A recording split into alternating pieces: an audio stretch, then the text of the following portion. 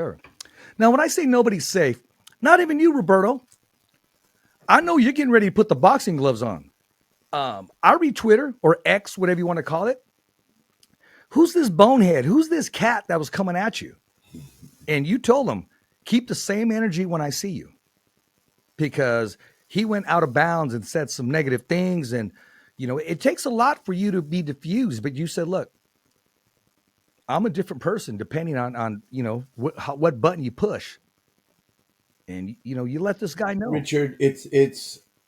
I mean, the people that know me, the fans that know that I'm chilled, I'm Very relaxed. chill. I don't, yeah, I don't fall into this, and much less a keyboard warrior. But Exactly. and if he would have kept going, because he's been on this personal attack. I don't even know the guy. I mean, I know who he is, but I don't even know the guy. Um, but when you mess with my wife, my kids, my family, or even my friends directly, you could talk all the crap Yeah. about me. I don't care. Take it from who it comes from. Who is he? But when you attack now my family, you cross the line, and I just said, okay, keep the same There's energy. voice, the only voice that matters. You have that fighter on you right now. You have that. Talk about Mexican Independence Day. We could call this Teddy Atlas here in Las Vegas, Nevada.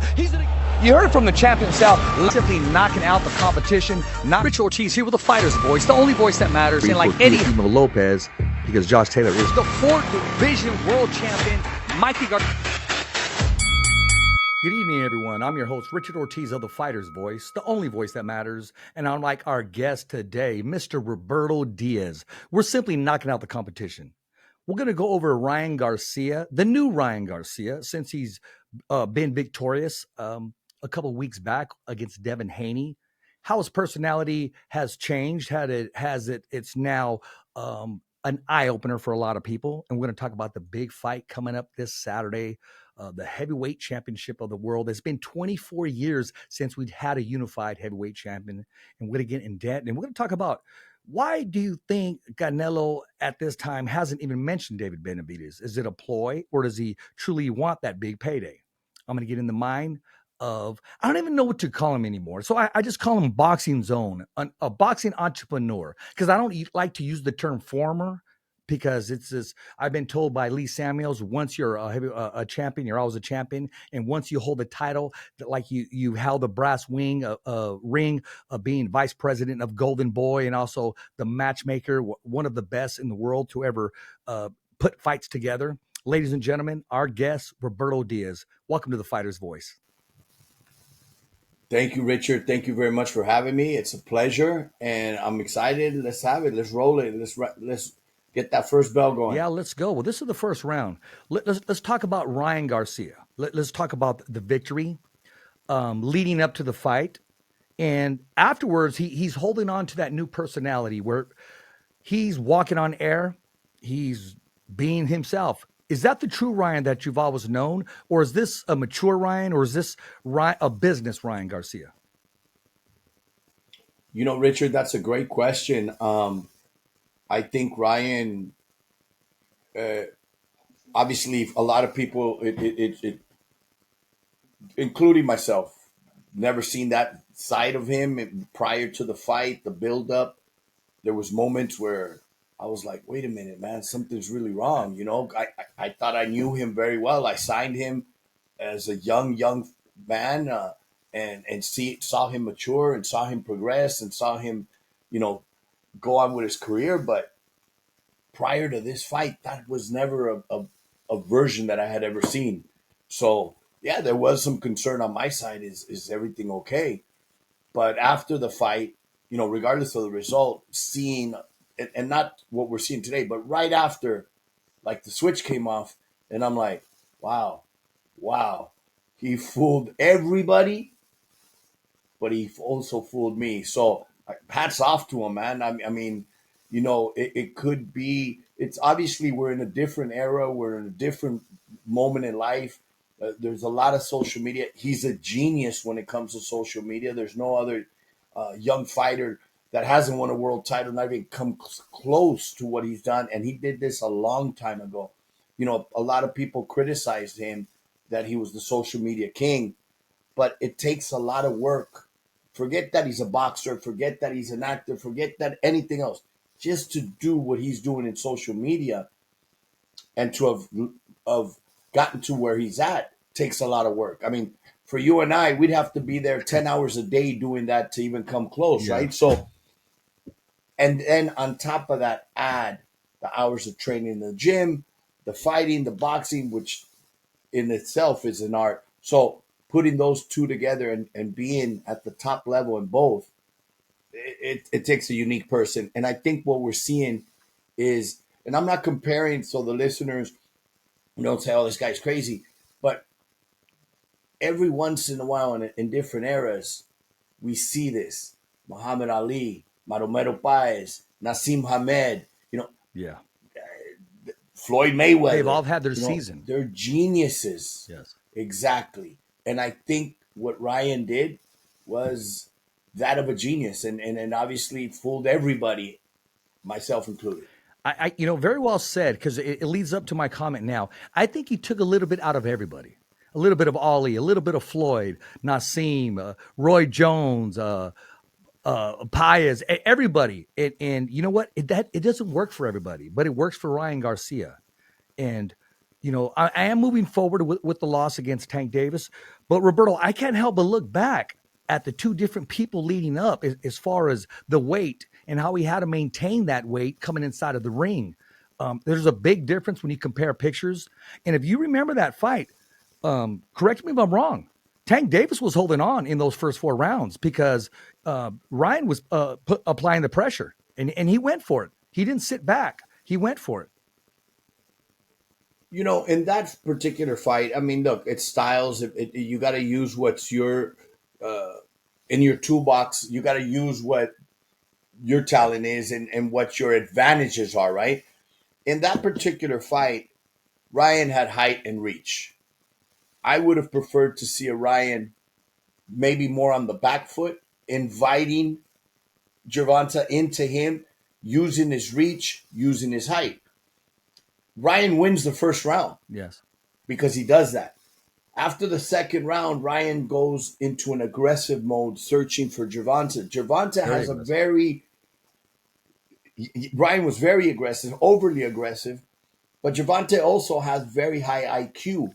And he starts pulling Ryan in, starts pulling Ryan. So now Ryan throws out the height and reach and is going after him. And that's how he got caught. He got countered with a beautiful body shot, but it's both things happen. Ryan doesn't go in using his height and reach anymore. He starts becoming an aggressor, and Gervonta's high IQ starts pulling him in and catches him with a body shot that ends it. He does. I wish Ryan would have changed it up, because there's levels, and just change up his styles and kept him confused. But we're moving on from that. He got to meet Tyson Fury today, and he and I made a comment. Iron sharpens iron. So now we're going to switch it over to Tyson Fury. Big fight coming up. Him and Usyk, and Tyson Fury has to be in the best shape of his whole career. Now, I don't know, there's difference between being in good shape and being in condition. He's always been in both, but he trimmed down. He wants to be able to try to neutralize the speed and, the awkwardness of Usyk. So what's your whole take on this fight leading up for this Saturday? I'm a fan. I'm a fan because we haven't seen this in so many years since Lennox Lewis, unified all the Yeah. belts. This is going to be the first time we're going to And Evander have the Holyfield. Yeah. heavyweight champion of the world, Evander. But it's a fight. Look, I'll be dead honest. Tyson made me a fan. I wasn't a fan of Tyson Fury. I didn't like his style at the beginning, but he made me a fan because he finds a way to win. He has this will to win.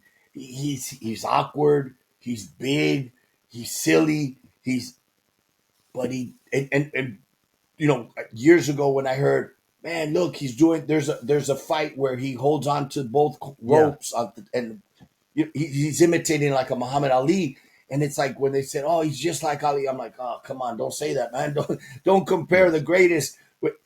But little by little, beating a Wilder and beating a Klitschko, and this guy's like proven. And convincingly. On the other side, exactly, I worked with Deontay for 33 fights from pro debut to world title win, and I knew if he catches him with that right hand, oh, Tyson's not getting up. He caught him with the right hand. He drops him and he gets up. I mean, this guy finds a way of how to win, and he has the will to win.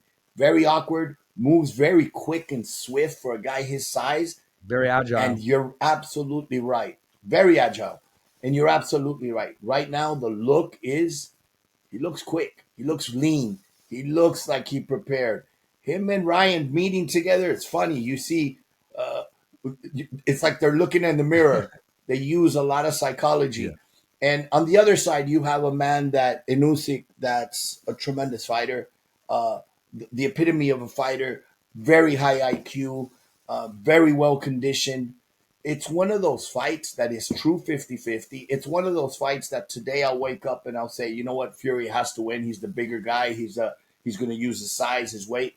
Tomorrow I'll wake up and I say, no, you know what, Usyk's going to use speed, movement, try to confuse Fury. And tomorrow, who knows? It might be back to Fury. So I'm right with it's you on or the that. next day. But every day is different.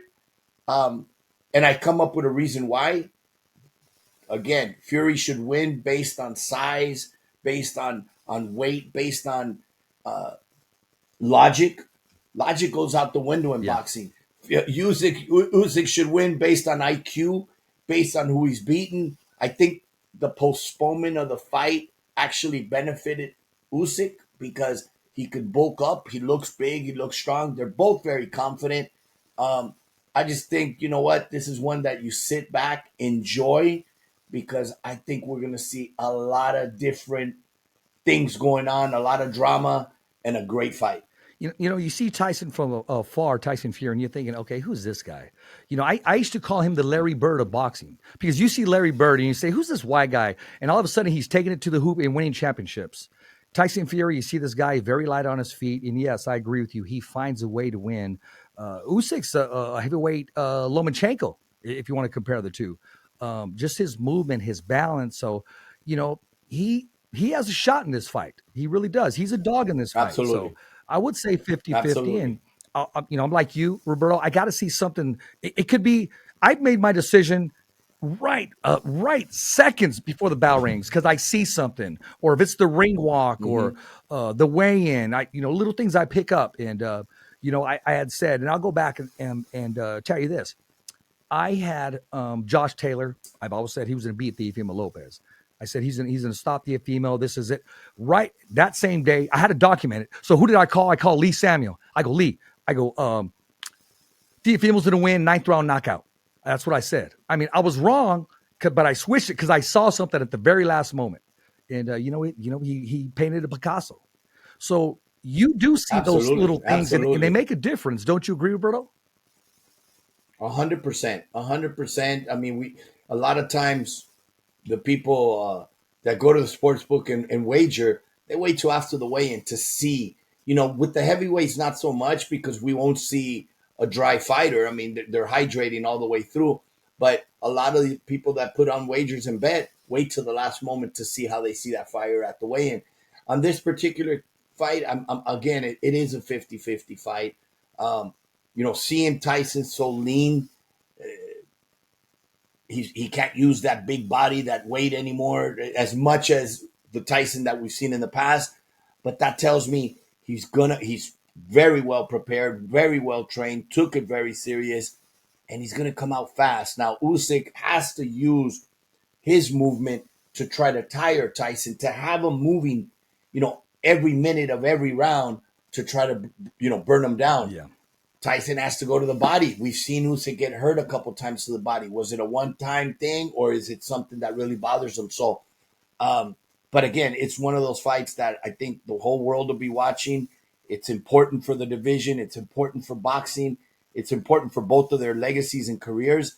And it's a fight that I think I'm going to enjoy sitting back and just, enjoying round by round. You know, Tyson Fury is a genius. And I'm going to use the name Robert De Niro. When Robert De Niro portrays an actor in a movie, he lives it. I mean, he becomes that. He adapts. He'll put on the weight or he'll cut the weight, and depending on who Tyson Fury's fighting, he'll put the weight on so he can lean on you as he did against Wilder. and or he'll cut the weight as we see going to see this Saturday. And there's time when he's just in the middle, and it all depends on his opponent, and he makes those transitions at training camp. That's very, very, I mean, amazing analogy that you made, because number one, Robert De Niro is my favorite actor of all time, and yes, he actually does. You know, for Taxi Driver, he drove a taxi for weeks. For The Godfather, he went to Sicily to learn how do they eat. For Cape Fear, people don't know this, but he pulled teeth. I mean, Robert De Niro is an amazing, amazing actor. He lives the role, he brings it to life, and I had never thought of that regarding Tyson Fury using the fluctuation of weight depending on the opponent, but it makes total sense. He knows that Usyk is the lighter, faster fighter. It may very well be why he's coming in so light to maybe even be swifter and faster than Usyk. Yeah, I agree with you, and we're in for a treat. And as you know, you know what, 2024, Roberto, the fans are winning. We're winning now. I mean, we're getting the fights finally, and I got to take my hat off to it's Bud Crawford finally fighting, of course, Spence, but you know also you got to give credit to Ryan Garcia. He said, "Okay, let's fight, Tank. I'll go to your terms, whatever it takes, and give the fans a run for their money. Let them see us share the ring together." Now, everybody is talking about Canelo. I mean, the face of boxing, David Benavidez. Everybody wants to see that fight. David Benavidez made a career decision to move up at 175 pounds, which I think is smart right now instead of sitting back waiting. Um, do you think we'll see that fight? And first of all, what did you think of the last outing against? I mean, his opponent, young cat. I mean, Jaime brought everything that he could. He couldn't do any more than he did for that fight, but learn. Absolutely. As far as the last fight, Canelo and Munguia, I before the fight, I said it was going to be a very good fight. It was going to be a tough fight because in Munguia you had somebody that was coming in to win. Yes, he was. He was coming in at the right time. If that fight would have been about a year ago or year and a half ago, it's a mismatch. Yeah. It doesn't bring what it was bringing now. I think Jaime in this particular fight filled in the weight. Freddie Roach gave him a lot of confidence. The kid had improved over the last couple fights, um, and we saw it. We saw it. He came to fight, never backed down, never said, "You know what, throw in the towel." And I'm just going to survive, try to finish on my feet. He tried to the last moment. He showed a lot of heart, and you're right. He's going to grow from this fight. He's going to get better from this fight, and we're going to see still a lot more to come from Jaime Munguia. On the Canelo side, the only thing that he didn't do, which I expected him to do, was win by knockout. I thought he would win by knockout, but that's, again, props to Jaime for showing a lot of heart and a lot of cojones. But Canelo showed, look, he didn't sit down in none of the rounds. He didn't seem exhausted. He showed he's still one of the top guys in the world of boxing, and he's now where Floyd Mayweather was, where I don't have to throw a lot of shots. I can dodge, make you miss, pick the shot that I want to hurt you with. Conserve your energy. He sees things. Yeah, he conserves energy. He does things when he wants. He'll bring you in when he wants. That comes with time. That comes with age. That comes with experience.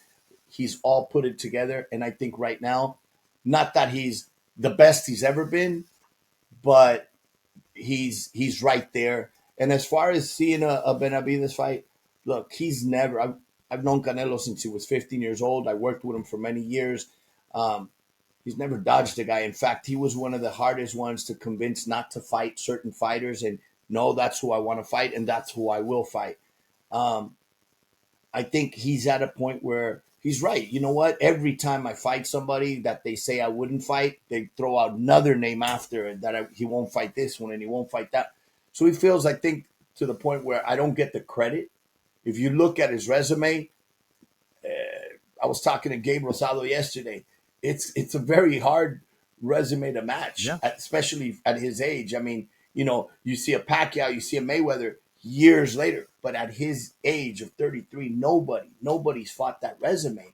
So for me to think, oh, he's gonna dodge or not fight Benavides, look, if the conditions are right, if the fans want it, if the media wants it, if everybody wants it, there's not many more out there for him to fight. So it's a short It's true. list, and I think everybody's going to be surprised.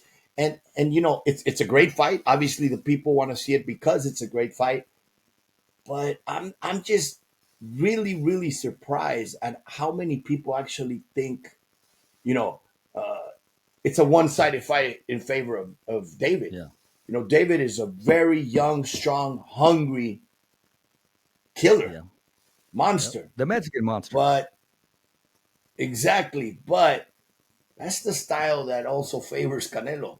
Don't run and don't box and don't try to use the whole ring. Come at me and let's fight. And I think that's what's going to have the ingredients, the salsa and the avocado guacamole to give us an amazing fight. I agree with you. I mean, everybody sounds like Canelo's just gonna lay down and just give up. You know what? I like David Benavidez too. I like his confidence. But that's all going to change somewhere in that fight. He's about to get hit harder than he's ever been hit in his whole career, and to the body, and see someone that's agile and in and out movement, and it's going to be a great fight. It's a great matchup. It's a 50-50 fight. If it does happen, I'd like to see it happen at the end of 2024, if possible. But Canelo's earned the right to do whatever he wants. And A he's hundred Mexican, percent. like he A hundred said. percent. 100%. You know, there's a lot of new names coming up. Possible fights. I was talking to Arnold Barboza today, and he said, "So what have you heard?" And I said, "Well, I'm hearing rumors that you're going to share the ring with Jose Ramirez in August." And he told me something that was kind of shocking, because when people would ask me this, I said, "Oh, heck no, he's not coming to Fresno." He said, "Richard, I'm willing to go to Fresno, but they need to up my pay if I go to Fresno." He says, "My dad doesn't want me to come into Fresno, but I'll do what it takes. I believe in myself, believe in my skills." If in fact that matchup, that fight takes place, how do you see it developing? Jose Ramirez versus Arnold Barboza. It's a great fight. I think it was supposed to happen a couple years ago. But I think, look, God's timing's perfect. I like the attitude. I'm glad you said that and mentioned that. The fans can hear it. You want what he has, go get it. Yeah. Go get it. And Arnold Barbosa has the right attitude. I'm willing to go to Fresno. Look, I'm going to his side. Pay me a little more. Um, but that's the calling of a real fighter. That, oh no, I'm not going to go here. The ring's going to be the ring. Yes, the fans are going to be there for Ramirez. Hey, that should motivate you, that you got to do a little bit more to make sure you come out with that hand raised. It's a hell of a fight because they're going to go toe to toe. Styles make fights, and those two styles will come to make go toe to toe.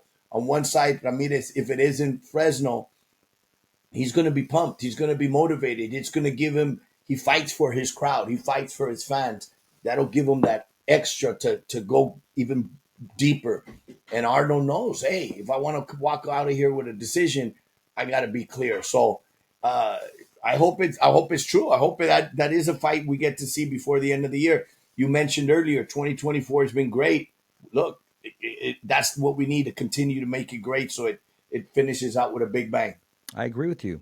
There's one guy I don't want to leave out of the loop, and I want to give him a little bit of credit. He was on the show. We had to adjust the time because he's from Ireland, and he put a good account of himself against Arnold Barboza. I like Sean McComb, the lefty. He stands up and stands tall, and he kind of, when he throws his punches, he kind of flicks a little bit. But I like him in the 140-pound division. Just his frame, and he's very aggressive. He put on a good performance. You know what? He deserves to come back. Yes. The decision was a little controversial. I think it was a matter of, it could have been, and I don't know. I don't know Arnold Yeah. personally. I don't know what went through, but it could have been one of those I couldn't get up for it type fights. I know that Arnold, in his mind, said if Ryan pulls out, I'm gonna fight Devin. So you're almost Yeah. thinking, I hope he Yeah. pulls out. I hope Devin pulls out. I Yeah. want to fight one of the in the main event. It doesn't happen. So there's like a little downer, and you go in there not with the same motivation. It's hard to get up at this point, possibly for him. And in the other side, you had this young man that said, "Hey, this is my big opportunity."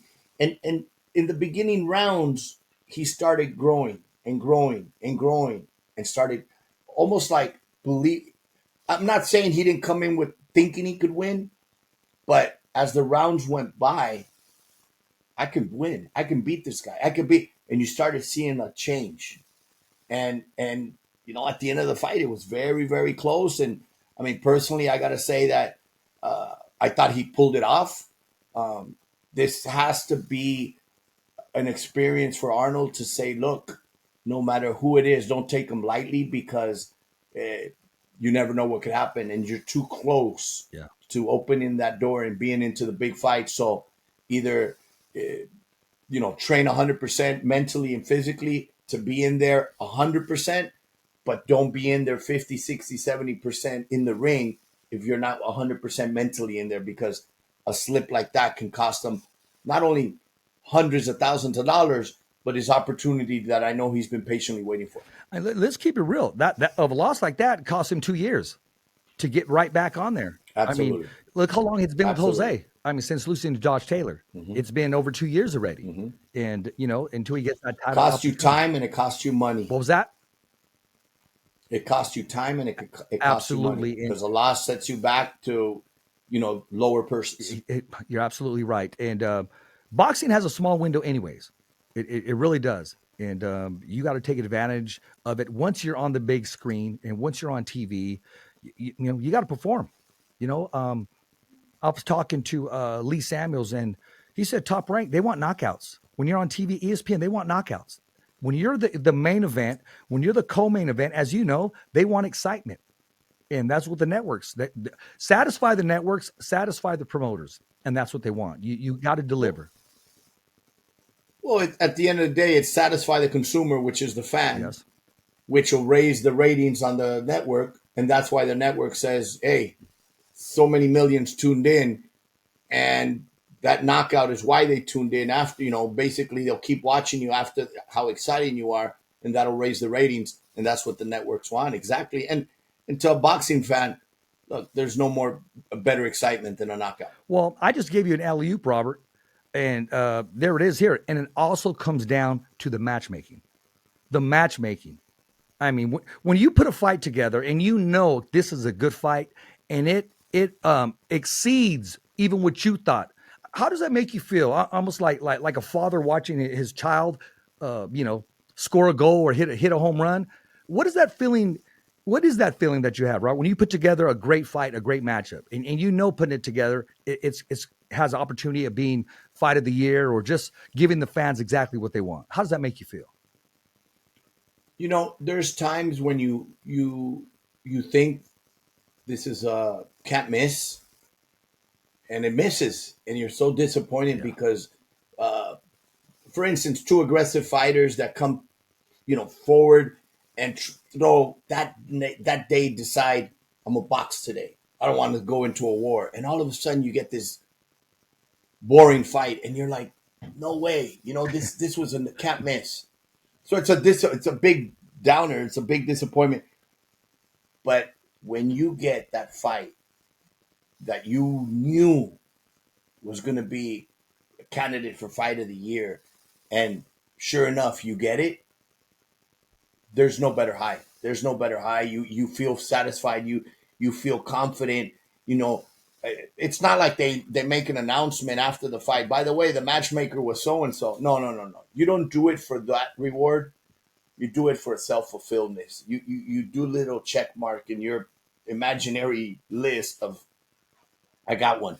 But more so, as you're walking out of the arena, or you're hearing fans, or you're hearing the media giving that fight props, you feel so good, because it's like, okay, I do know what I'm doing. And I'll give you an example. Last year, or the year before, sorry, it was end of 2022 at the WBC convention in Mexico.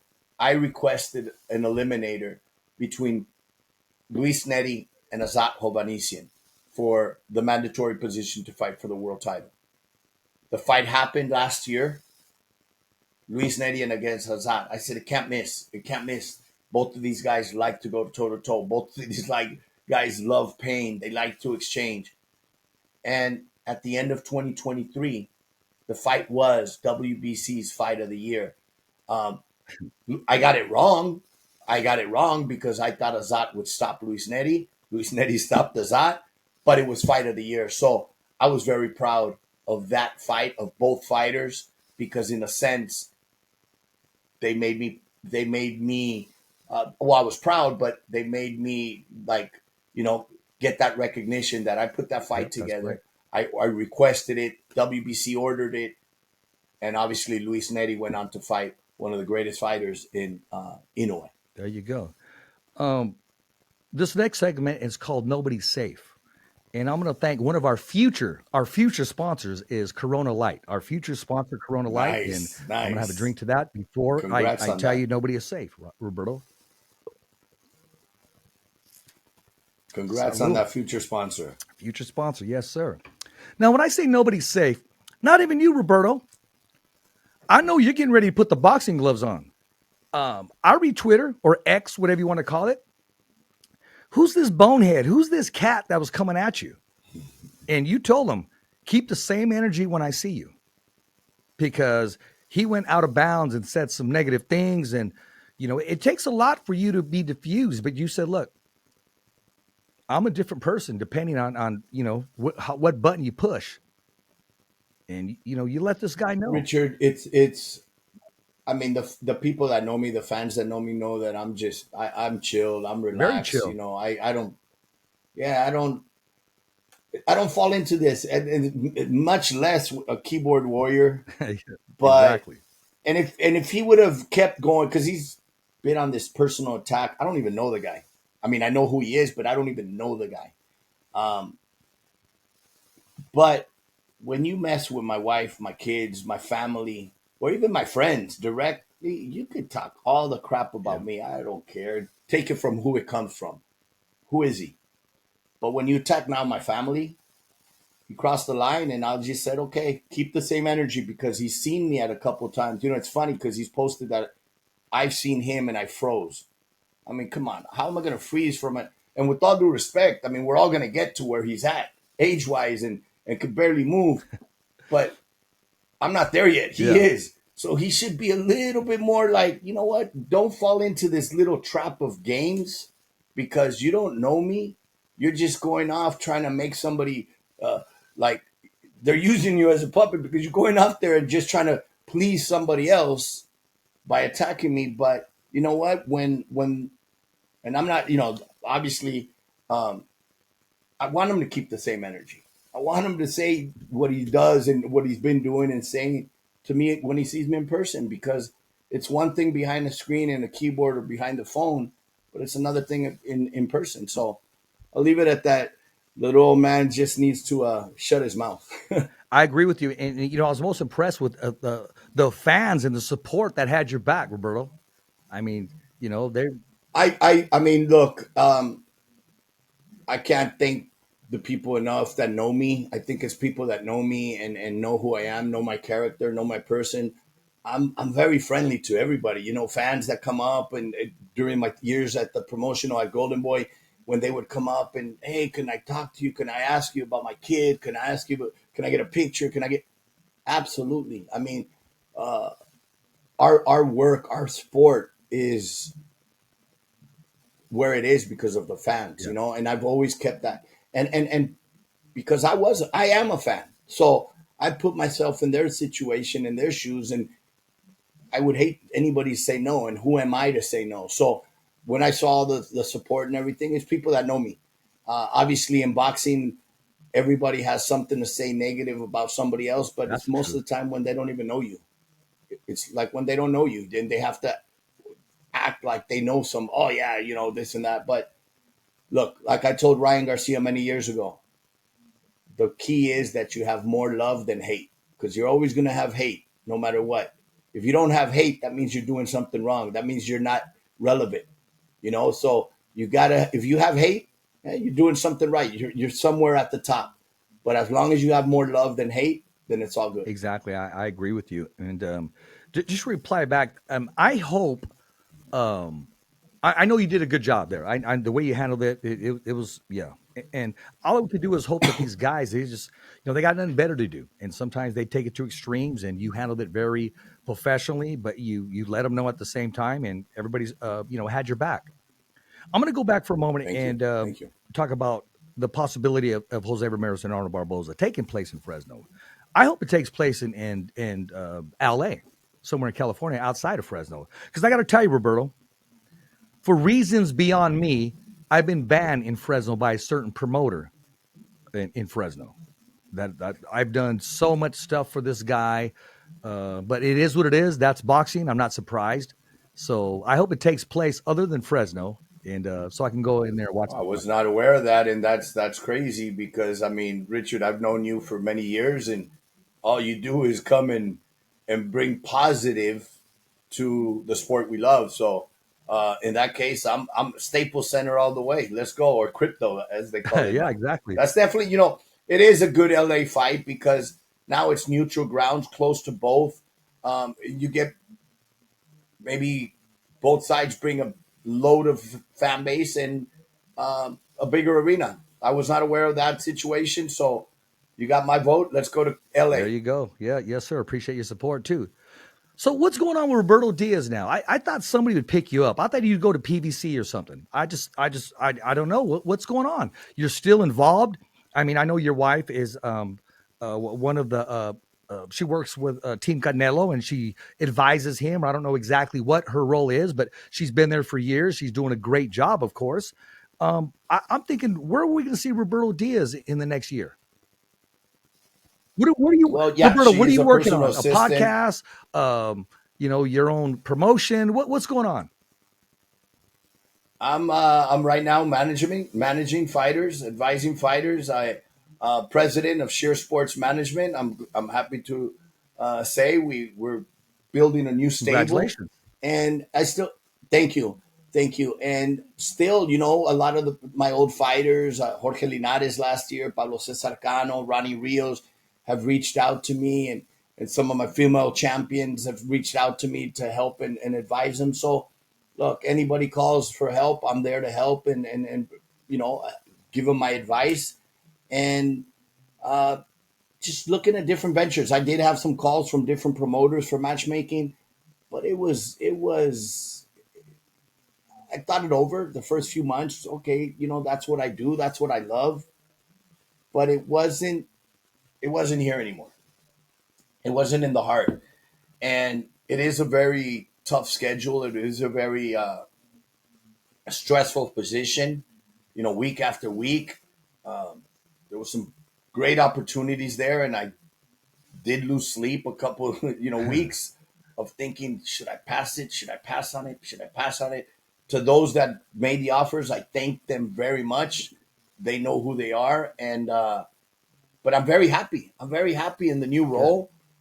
15 years on this side of the desk, promoting, matching, working with the athletes, but working for the promoter. Now it's on the other side, and I think the the beauty of it is knowing what the promoter's looking for and knowing that it's not just always I need more money, I want more money, I want more money, I want it. There's a happy medium in between. Make the fighter happy, make the promoter happy. We're all happy, and that's what I think I can bring, putting that bridge together so that they meet in the middle. Well, I had Victor Morales on the show, and he had nothing but great things to say about you. And we shared that story on just the way he would dress. He caught your attention, and you said, "Hey, we got to sign this Yeah, kid." The way he handles himself, just yeah. right off the bat in his young career. Victor Morales is one of my favorite young men, future world champion. I send him all the best, senior, junior. Victor was brought to me by Sheer Sports, who at the time had a few fighters at Golden Boy, Jason Quigley, David Mejares. I think Everton Lopez was still active.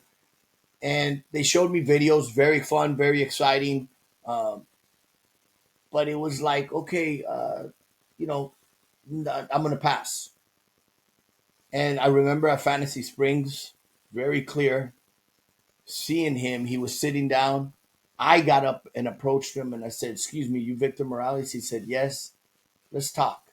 He did catch my eye because he was very well dressed. He had cufflinks on, the handkerchief, suit, spoke very well, presented himself very well, and that's to me that was it. I could care less what he was doing in the ring. The kid won me over because of his personality, his look, everything about him was what I wanted to see under the Golden Boy banner as a future champion, as a fighter, because that's what a role model is for the younger generation. So that's when I went to his management team and said, "Hey, let's talk next week. I want to sign this kid." After having passed from the videos, Yes. he won me over because of who he is outside of the ring, and that's an important key. That's what could take just from being a world champion to being something special outside the ring as well. You know, I covered his the first time I met him was in Oregon, his sixth fight, and after the fight, after he showered, he was in his gray silk suit. After his sixth fight, I mean, he's been prepped, he's embracing it, and that's who he is now. No, he's very Yes. intelligent. He has a connection with the fans, and again, he's very personable, and that's what can make just from being a fighter to being that athlete that people cross over to, and people can really really stretch, and he'll invite you in. So props to Victor Morales. All the best. I can't wait to see him back in the ring. I'm going to mention a name right now. You probably already know who this kid is, but you got to take a look at him, man. You really do. He used to be signed with Top Rank. He's it was like a promotional deal. It wasn't the deal that he preferred. He wasn't satisfied with the management and the advice he was getting. He was on the shelf for a little while because of an injury. He's back. He fought on the Golden Boy card. He won after being out of the ring for 2 years in a TKO in the first round, which I told him, Brian, you need some rounds. He's supposed to fight in July in LA. And I'm talking about Brian Lua from Madera, California. Yeah, I heard of him. I believe he has management now with SOA Yeah, Boxing. I'm not sure if he does or I not. I'm believe just, that's. yeah. I believe they are the ones that took him. Hector Lopez and Abraham Perez took him on the card and brought him in. I had heard of him years ago in the area, and yes, I've heard he's a tremendous talent. And you're right. After a long layoff, I could see an opponent just to get this ready for the ring walk, the nerves, get him out of the way. And I'm sure the next couple fights, he'll get the rounds that he's needed to get that Yeah, rust off and to get the timing and the distance back to where it should be. I agree with you. Talking about get the rust off, boxing sometimes has a lot of rust. I mean, people find a way after they've been defeated to try to overturn a victory or try to find something. What's this whole thing of Ryan Garcia testing positive? Then I hear he didn't, and then they're going to test a B sample.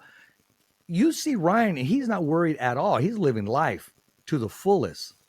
I mean, I can't even ask you the question. Do you think he did it or he didn't? A lot of times he's not the one preparing the meals. He's not the one preparing the aftershakes or what have you. It could be possible. Things do happen.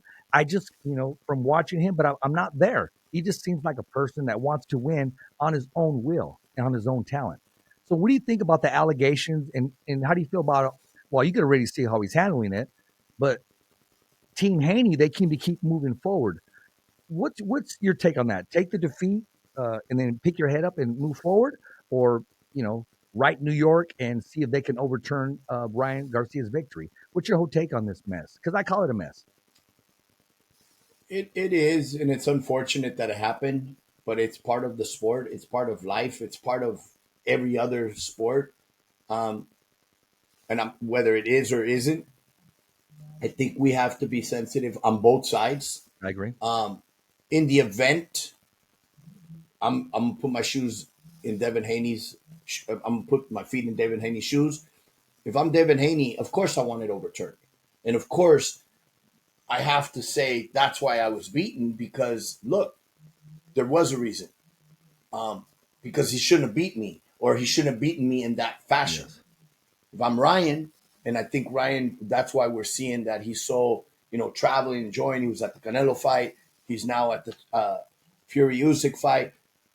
I'm not worried because I know I didn't do anything wrong. If I was worried, if I knew I did something wrong, I'd be in my house hiding. So I think on both sides you have to be sensitive that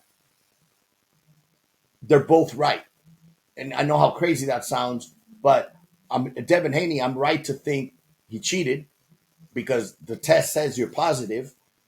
But if I'm Ryan's side, I know I didn't cheat. I don't cheat, and I've never cheated. So we have to rely on the results and get a very professional explanation. I've been involved with several cases of positive tests. And I know of the two cases that the positive tests were contamination of food. And both the tests, it's just too bad when before we know, sure, there's a positive test. Positive is positive, and the people have to understand there is such thing as false positives. And I've seen it. I've had fighters test for hepatitis. I have fighters test for syphilis. I've had fighters test for HIV. And when we've retested them, they're negative. They're negative. It was a false positive. The B sample, just so people know, most of the time is going to show what the A sample shows, okay? Because it's the same collection of the urine split in two different cups.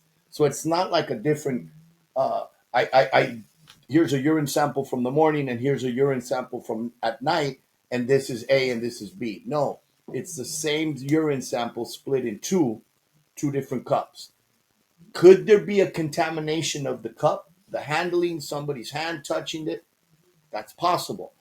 My understanding is, yes, he was cleared of one of the substances. Now they're waiting for the B sample to come in. Not only we have to wait for that result to come in, but also what the audience, and again, maybe I fast forward too soon. You know what? In boxing, is going to have its own jury, just like the OJ case.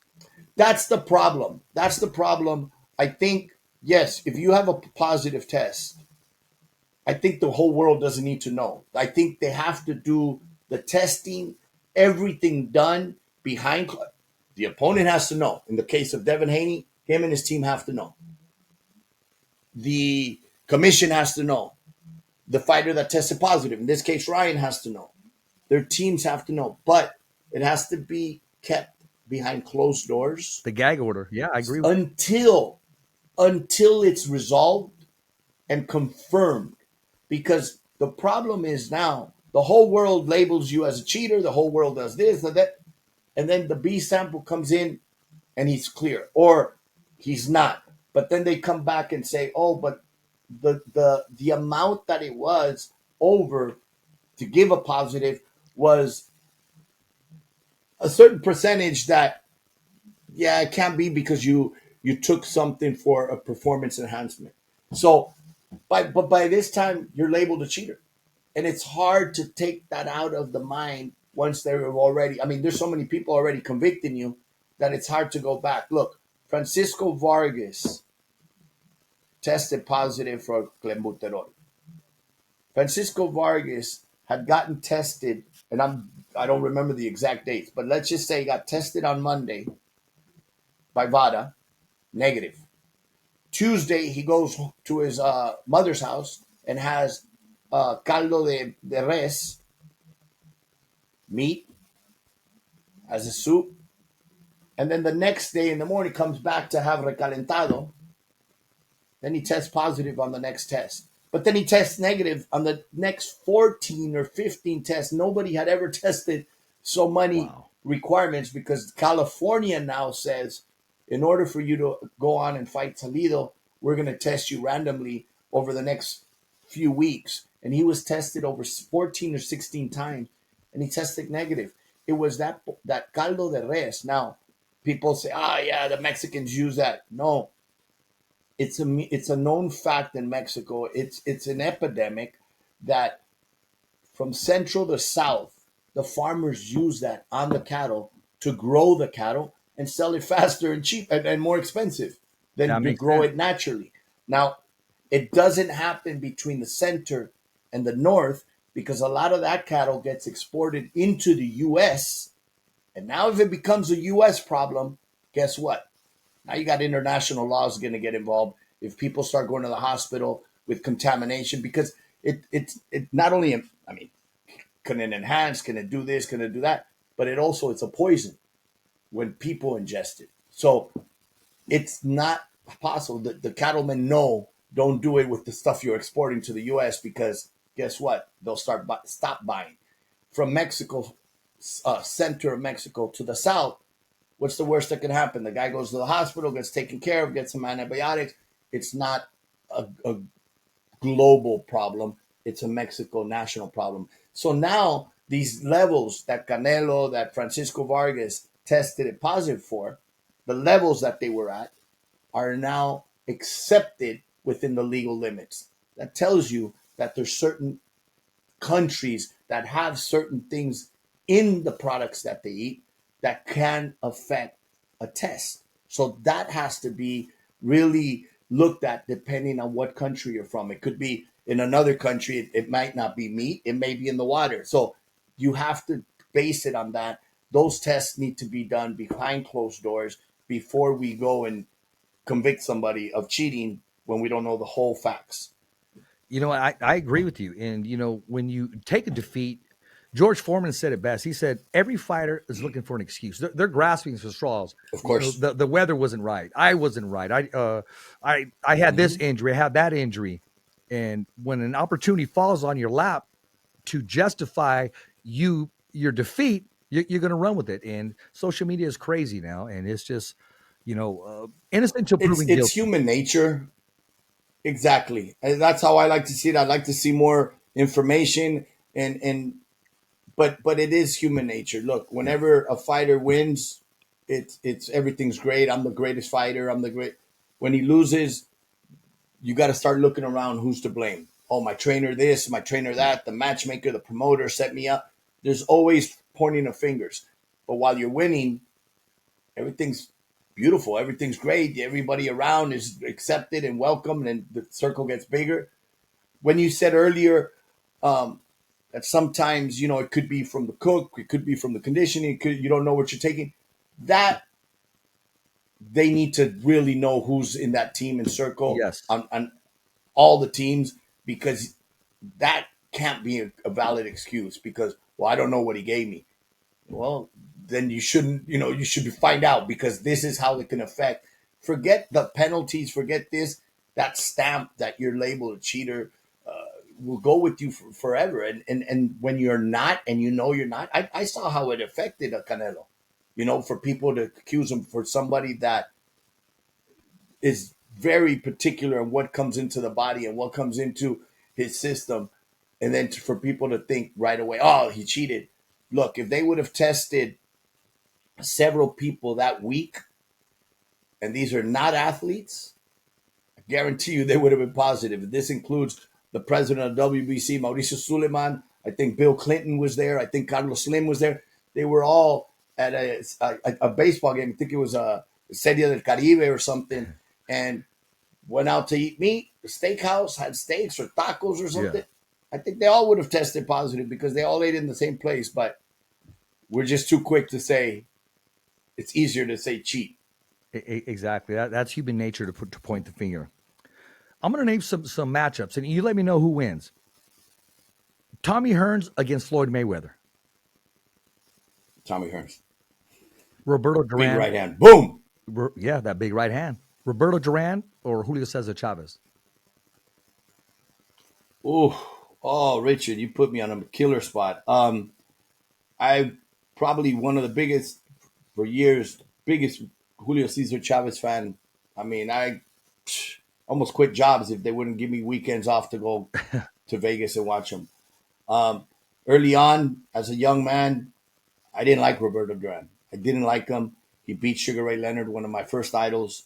But through the ages, watching them both fight, seeing both careers, seeing how great they both were, man, he's gonna hit me next time he sees me.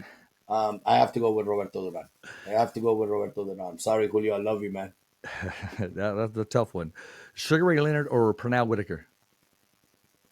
Sugar Ray Leonard. Sugar Ray Leonard, one of the greatest fighters ever seen. Uh, had speed, had aggressiveness, had reflexes, I mean, Sugar Ray had it all. Had it all. Purnell was an amazing fighter, great fighter, very defensive, somewhat of a pop. I mean, I remember him knocking Hurtado crazy out there, but Sugar Ray just amazing fighter. I agree with you. Sugar Ray was very smart. The catch weight was invented by Sugar Ray Leonard. We got to remember Mayweather got his ideas from Sugar Ray Leonard. Sugar Ray Leonard was the A side. I want the ring bigger. I want the ropes looser. Certain gloves, the walk in. He got it in your head, and the catch weight. He had Johnny DeLon coming out of catch weight because he didn't want to put all the weight to go up there. Brilliant. Sugar Ray Leonard is one of the best ever to put on some boxing gloves, and the way he handles himself 100%. outside of the ring. Now, here's one. Absolutely. At 164 or possibly 160, or Oscar De La Hoya or Canelo? I was talking about that a few weeks ago. They asked me, and I said, well, it all depends on the weight. You're absolutely right. It all depends on the weight. I think, Oscar came from 130. Yeah. Canelo started around 135, I believe, the first few fights. Size-wise, about the same. Height-wise, I mean, frame-wise, obviously Canelo carried the weight a lot better. Yeah. Physically, he's a bigger, thicker guy. So I would say 140, 147, Oscar. 154, that's a tough one. 160 and above, Canelo. Okay. Hey, I had to pick your brain because I know you don't just say it. You in-depth it and you No, explain no, why. absolutely, absolutely. I won't say just because one's my favorite, one's not. I'll be as real as I can get. Sometimes I may be a little biased.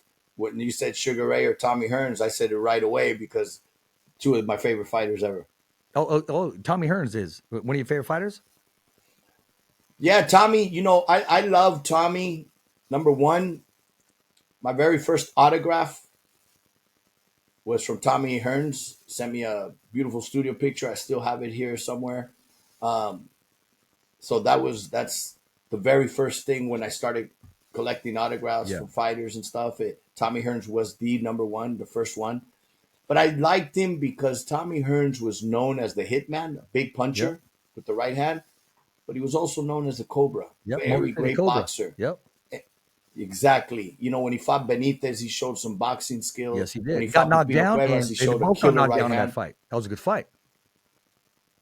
And when he fought Pipino, he showed the explosiveness. I think he had it all. Yep. But one thing 1980, with I think, Tommy is 1981, August 2nd. Yeah. Detroit. August 2nd. Absolutely. In Joe Louis Arena. Yes. Good memory, Richard. Yes. But with Tommy, you had excitement. It was knockout or be knocked out. And somewhat, Deontay Wilder reminds me of a Tommy Hearns. Big right hand, thin legs, suspect chin. But he touches you with that right hand, he'll knock you out. You Tommy touch had him on the that chin, back, you might knock him. that big back like a Yeah, cobra. I that's the mean, his Cobra. wingspan. That's the Cobra. Yes. Yep, yep. Now Tommy was a very exciting fighter. James Schuler, who he knocked out, Yes. who later passed. I mean, he had some explosive knockouts. And when Tommy was on, the left hand, the jab, snap the jab. It was not a typical jab. It was one of those that if you're on the other side, it probably hurts you really bad because it was a snap to that It jab. was a stick. He never got a lot of credit for his left hook to the body. Tommy had a beautiful left hook.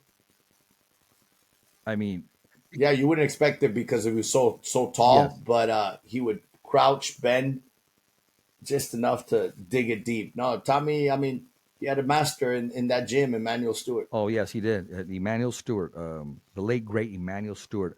Tommy Hearns is my favorite fighter of all time. I like Julio Cesar Oh Chavez. wow, I even like Triple G. I just like the way he handled himself for the sport. Um, him and Julio Cesar Chavez in their prime would have been a great fight at 147s, maybe 140s. No, 147s. Him and Tommy and yeah, Julio. that would have been a good fight. If Julio can Well, get him. Julio had a granite jaw. Oh, he did. Julio had a granite jaw. I would hope to see that Tommy broke his hand on Julio's jaw because otherwise Julio was going to go to sleep. Yeah, yes, The exactly. height and reach, even though he was able to get through Mayweather, movement in it, but Tommy was just, I mean, he was something special. Julio had a granite jaw, obviously. Uh, I think Julio only went down like once or twice in his whole career Frankie in over Rando and 100 fights. Cassius. So Frankie Yeah, Randall, Cassius, yeah, the yeah, only ones. exactly. Man, what a memory you Yeah, have. well, I mean, hey, I'm just like you, Roberto. We love the sport. We love what we do, and we got tough skin because when they attack us or they ban us or they say negative things about us, it's not going to stop us from doing what we want to do. Absolutely. Like I said, if they don't talk, when people talk bad about you or do something, it's because you're relevant. It's when we got to be worried when they stop talking E- about e- us. That's when we got to worry. Exactly. I also feel comfortable when you're on the show. I feel that I can be myself, and as of you, every time I see you, I greet you, I see you, and I had to ask the question. What's next for Roberto Diaz? And you said exactly what's going on, and yeah, man. Any way I or the Fighter's Voice can support anything you're doing, I'm just a phone call away, a text away. I've bugged you many times and said, man, hey, I'm here. No bug whatsoever. And I'm ready to help you out any way possible. And I really mean it. I don't say that a lot about other people. And I say because Thank I you, like what you're brother. doing, That man. that means a lot. I really appreciate that, man. I really appreciate that. And likewise, look, we have some young fighters coming out. A young man out of Bakersfield that we just signed under Sheer Sports, and Golden Boy signed him, Joel Uriarte. The fans, if you haven't seen him, you don't know of him. This is somebody to keep your eye on. I mean, definitely a future world champion, if not a multiple world champion. But this kid lives, sleeps, dreams, eats. Boxing is his life, and you're going to see special things. I mean, he did his two professional fights within a period of 2 weeks, back to back. Oh He well, fought that's in awesome right Vegas, there. and then he fought in LA within a couple weeks apart. This is a kid that's always ready and will be ready, and we'll hope to see him back in July very soon. Yeah, hey, and we'll get him on the show soon too. And I'd love to have him here on your show. Yes, absolutely. And before we go, I got to give a shout out. He fights this weekend from Tulare, California, silver medalist um, Richard Torres Jr. He's in a tough position as far as boxing right now because of the opposition that's developing in the heavyweight division. Personally, I would love to see him come in at a cruiserweight. He's young enough to take off the weight and then move up to the heavyweight division with a cruiserweight world title. But he's confident in where he's at in the heavyweight division, and I wish him the best. And great family, great support, great kid. I know you know who he is. Uh, Great kid inside and outside of the ring. Absolutely. I was fortunate to be at one of his fights last year in Florida. I was there to see Xander Sayas, uh, who I've been following. I'm a fan. Unfortunately, in a couple weeks, I'm gonna be on the other side. I helped Patrick Teixeira. I'm close to him. He was a Golden Boy fighter for many years, former world champion. He's facing Xander Sayas in New York on June 8th, top ranked card. But I was there in Florida when he fought, and you know he's a fun, exciting, very personable. I saw him at a show Tom Laffer had here a couple weeks ago here in LA. Uh, Smart, comes off very, very fan friendly. Yes. And what I saw in that Florida card is after his fight, he had a tough opponent, guy that could take a punch, but the fans love him, man. The fans love him, and he creates an atmosphere with them. And that it was a small venue in Florida, but every fight there delivered. Props to the matchmakers, legends Bruce Trampler and Brad Goodman. That card was another fight of the year candidate with Espinosa and Rovesi, uh, and then Xander Sayas fought, and then Torres fought. So it was a fun card. I was there enjoying the fights. Yeah, I mean, he's very likable, like you said. And when you meet his mom and dad, you already know where the foundation's there. You know where he gets. It's in the genes, his mannerism, and just it's. They did a great job, and I tell them all the time. Wonderful job. That's Yes. awesome. That's awesome to hear. That's awesome to hear. I have a kid debuting in San Francisco, Westside Promotions, this Saturday. Abraham Lozano. He's from Concord. Young man, great young man, very young. and he's debuting on Saturday under Sheer Sports, and also Jacob McElroy, who's with Sheer Sports, will be fighting on Saturday night as well. Well, So how do they if you watch guys them? could Is it tune in, televised? Is there a link, or what can they do to watch them? that's a good question. I'll see if I can get the link from the promotion and send it out to you. Yeah, Absolutely. yeah, yeah. And then we'll let the I fans know appreciate that. too. And I'll post some pics of them. And it's all about iron sharpens iron, brother. Thank you, Richard. I really appreciate that, man. Oh, you got it. Anytime. Anything that you want to release right now, the platform is yours. You want to thank anybody, or you want to wish anybody well, anything. Well, you know what? I just thank the fans, and remind them that, look, 2024 is off to a great year. We've seen some great fights. I think we're going to continue to see some great fights, and just enjoy the moment. Something with boxing fans that are always like, the fight's over, but then they start thinking, but what about if he won't fight this guy? He won't fight that guy. Enjoy those moments, because once that fighter retires, we're going to be looking like, Inoue, man, that guy's so special. That guy's so special. We have to enjoy him every time he fights. And, I've seen, well, will Inoue fight Gervonta? I mean, the guy's coming from, what, 115, Yeah. 118, and now they want him to go to 135.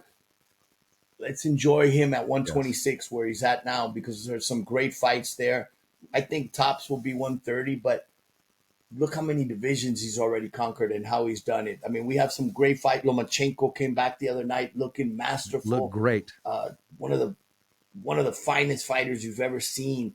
And it's almost like he had that added pressure. I better get the knockout before they take another decision away from me. So we're in a new era where the fighters are taking risks. You mentioned it earlier. Ryan fighting Gervonta, Teofimo fighting Lomachenko, Haney going to Australia 2 times.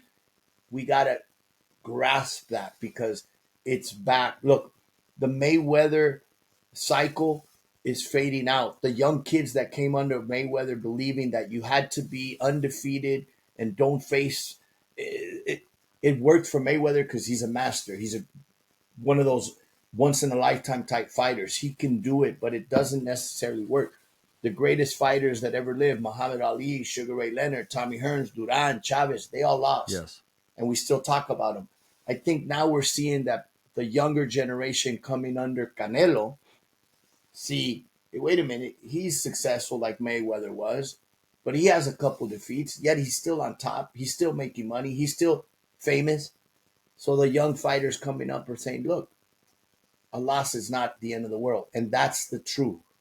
A loss is not the end of the world. Munguia just lost. But guess what? He's going to get better. He's now going to come in.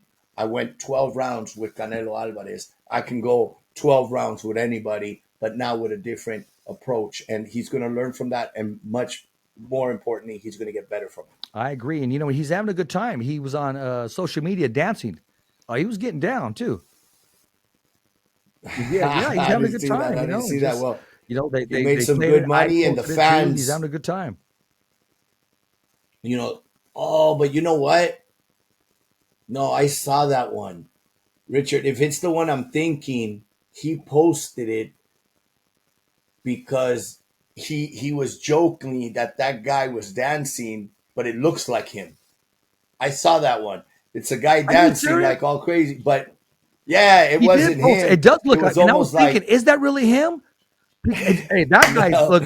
no, I saw that post. It was like he retired from boxing and now he's just dancing. Yeah, But it was a post of somebody that looks like him going dancing, but he made it as a funny he gesture. embraced No, it. but you know what? He embraced Yes. it, and that's the personality. That's what makes him so.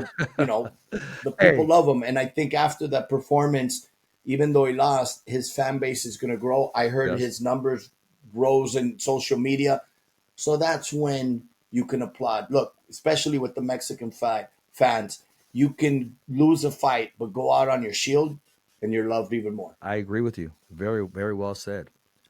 Well, ladies and gentlemen, I want to thank our guest, Roberto Diaz, future Hall of Famer in whatever he sets his mind to.